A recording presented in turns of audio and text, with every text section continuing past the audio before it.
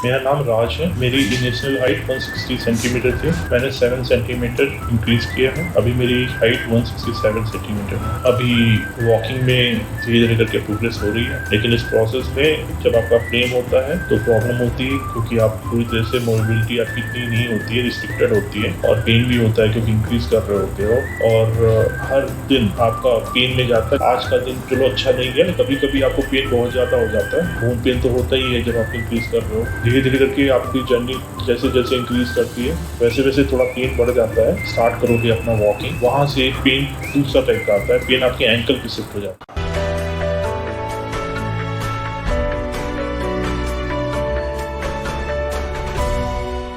मेरा नाम राज है। मेरी इनिशियल हाइट 160 सेंटीमीटर थी। मैंने 7 सेंटीमीटर इंक्रीज किया है। अभी मेरी हाइट 167 सेंटीमीटर है। मेरी जर्नी स्टार्ट हुई थी नवंबर में। अभी 6 मंथ्स हो चुके हैं। मैं कल्चर पे वॉक कर सकता हूँ, और जर्नी स्मूथ भी थी, थोड़ी अप एंड डाउन भी था। कभी पेन आया, कभी पेन नहीं भी था, और अभी वॉकिंग में धीरे धीरे करके प्रोग्रेस हो रही है, और आगे चल के मुझे लगता है 1-2 महीने में मैं नॉर्मल वॉक कर पाऊंगा। सो यहाँ स्टार्टिंग में जब मैं आया था तब मेरे फ्रेम में चीज़ें करना थोड़ी सी प्रॉब्लमेटिक होती है, लेकिन धीरे धीरे करके आदत हो जाती है। सारा हाइजीनिक आप खुद करने लगते हो। जहाँ पे केयर टेकर है वो आपको हेल्प करते हैं। धीरे धीरे करके आपको फिर एक्सरसाइज पे लाते हैं, और आपका जो डेली रूटीन होता है वो स्टार्ट होता है आपका फिजियोथेरेपी से। फिर आपको 2-3 घंटे का फिजियोथेरेपी जिस हिसाब से होता है, उसके बाद फिर आप लंच करते हो, और फिर शाम में फिजियोथेरेपी होता है। लेकिन इस प्रोसेस में जब आपका फ्रेम होता है तो प्रॉब्लम होती है, क्योंकि आप पूरी तरह से मोबिलिटी आपकी इतनी नहीं होती है, रिस्ट्रिक्टेड होती है, और पेन भी होता है क्योंकि इंक्रीज कर रहे होते हो।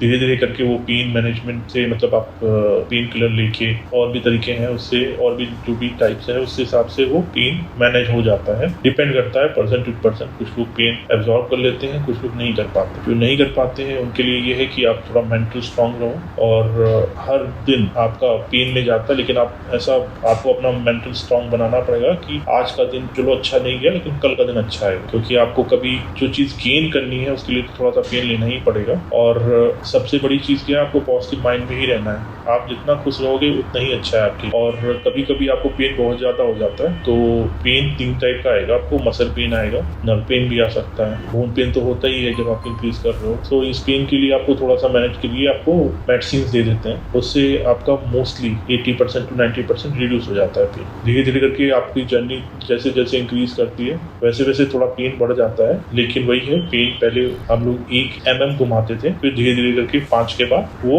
0.75 mm हो जाता है। और जब तक आपकी जितनी लेंथ की रिक्वायर्ड टेक्निक है उस हिसाब से वो आपको टाइम टू टाइम सजेस्ट करते रहेंगे, और उस हिसाब से फॉलो करके आपका लेंथनिंग पीरियड कंप्लीट हो जाता है। जब तक फ्रेम रहता है, आपका जो भी पेन रहता है, फ्रेम रिमूव होने के बाद आपका 90% पेन चला जाता है। फिर जब फ्रेम रिमूव होने के बाद से जर्नी आपकी स्टार्ट होती है रिहैब की। आप कैसे स्टार्ट करोगे अपना वॉकिंग, वहाँ से पेन दूसरा टाइप का आता है। पेन आपके एंकल पे शिफ्ट हो जाता है, लेकिन वो पेन इतना पेन नहीं होता है जो आपने फ्रेम में दिया है। वो फ्रेम जो है, फ्रेम रिमूवल के बाद आपका 90% मैंने जैसे बताया वो खत्म हो जाता है। सिर्फ आपका जो बचता है वो एंकल पे पेन होता है। स्टार्टिंग में जब फ्रेम निकल जाता है तो आपके एंकल पे स्वॉलन हो जाता है, तो वो धीरे धीरे करके वो 10 डेज में वो भी चला जाता है। मोस्टली यहाँ पे जो अगर आपको कोई प्रॉब्लम होती भी है तो मेडिसिन से डॉक्टर विजिट करते रहते हैं, तो वो रिजॉल्व हो जाता है। मोस्ट ऑफ द क्वेरीज आपकी जो है वो डॉक्टर जो है आप उनसे बात करोगे तो वो आपको कुछ ना कुछ एडवाइस या मेडिसिन दे देंगे, जिससे आप रिजॉल्व हो जाएगा। रिहैब के टाइम में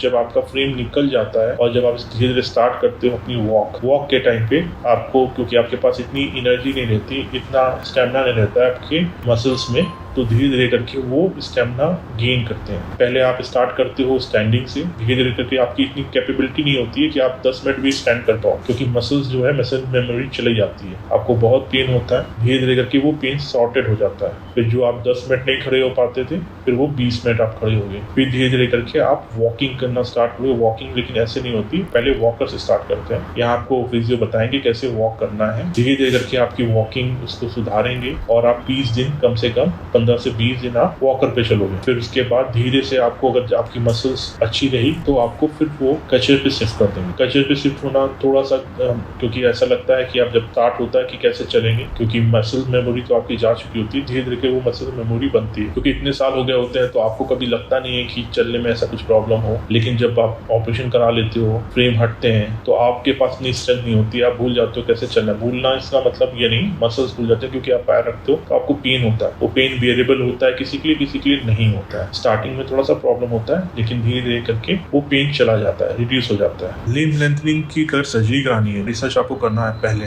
इस सर्जरी में आपको खुद एजुकेटेड होना जरूरी है, क्योंकि आप जब करा लेते हो तो आपको प्रॉब्लम जो होगी कि मान लो अगर पेन हो रहा है तो आपने ये बोला कि नहीं पेन नहीं होता, ये नहीं होता, तो आपको पता होना चाहिए कि पेन होता है। एक दिन में होने वाली सर्जरी नहीं है, रिकवरी में भी टाइम लगता है। आपको बोले कोई 3 महीने में हो जाए, नहीं होता, वो टेक टाइम। आपको सिंपल सी वॉक करने में, जितना भी आप लेंथनिंग कर रहे हो, 1 सेंटीमीटर इक्वल टू 1 मंथ का आपका होता है, रिहैब में टाइम लगेगा। Maybe I am wrong, मुझे नहीं पता, आपको चेक करना पड़ेगा वो, लेकिन एक एवरेज ऐसे लेके भी लोग बोलते हैं। तो अगर आपने 7 सेंटीमीटर किया है, 6 सेंटीमीटर किया है, उस हिसाब से आपको रिकवरी में टाइम लगेगा। पहली चीज, अगर आपको चूज करना है तो आपको चूज करना है कि अगर आप कहीं जा रहे हो, जो भी सेंटर चूज कर रहे हो, उसमें क्या क्या फैसिलिटीज है। रिहैब में फैसिलिटीज होना जरूरी है कि आपका फ्रेम के टाइम पे, चलो आप उस समय रिस्ट्रिक्टेड रहते हो, जब आपका फ्रेम रिमूव हो जाता है तो कैसे रिकवरी होगी, कैसे फास्ट रिकवरी होगी, उस पर आपको फोकस करना है। तो आपको देखना पड़ेगा कि वहाँ के फिजियो कैसे हैं, ठीक है कि नहीं है,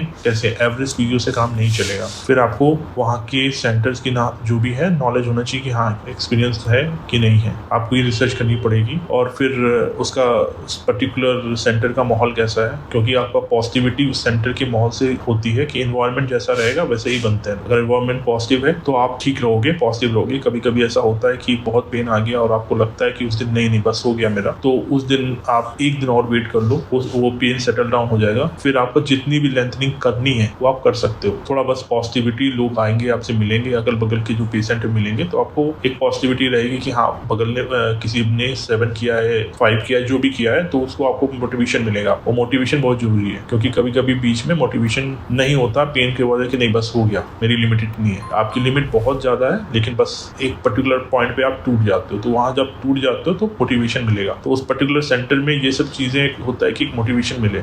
रही बात आप कैसे चूज करते हो, चूज करने का भी है कि आप कोई कॉम्प्लिकेशन होता है कैसे हैंडल करेंगे, पेन होता है कैसे पेन मैनेजमेंट होगा। फिर वहां पे आप जब जा रहे हो, जिस सेंटर में आप रह रहे हो रिहैब में, वहाँ फैसिलिटीज क्या है, खाना कैसा है, लोग कैसे हैं, पेशेंट कैसे हैं, सबसे आप एक बार बात कर लो, विजिट कर लो, बहुत इंपॉर्टेंट है। तो एक मोटिवेशन के लिए आपको चाहिए, कुछ लोगों से मिलोगे तो अच्छा रहेगा, क्योंकि घर से दूर रहोगे। कुछ लोग तो चाहिए, आप कितनी देर फोन पे बात कर लोगे, कितनी देर ही देख सकते हो मूवीज, इतना मतलब पॉसिबल नहीं हो पाता। फिर एक समय आता है आप डल हो जाते हो, फिर लगता है कुछ और करें, तो वो चीज़ आपकी होनी चाहिए।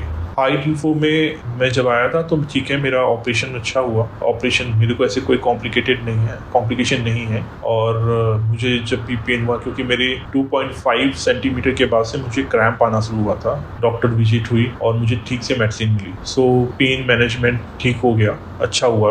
और हाइट इन्फो में चीज़ें जो हैं वो ठीक से ली, एज अ पेशेंट उन्होंने ठीक से ट्रीट करके वो चीज़ें रिजॉल्व की। तो अगर कोई, जिसका मन है, जिसका मन नहीं है, एक्चुअली अगर आपकी नीड है और अगर वांट है, नीड और वांट में आपको पता होना चाहिए। अगर आपकी नीड है आपकी हाइट के लिए कि आपको हाइट से आपको इंक्रीज करनी है, तो आप यहाँ पे आके सेंटर में विजिट कर सकते हो, देख सकते हो क्या क्या यहाँ पे है, पेशेंट से मिल सकते हो और जितने भी इक्विपमेंट्स आप देख सकते हो, क्या प्रोसेस है वो भी आके एक बार विजिट कर सकते हो आप।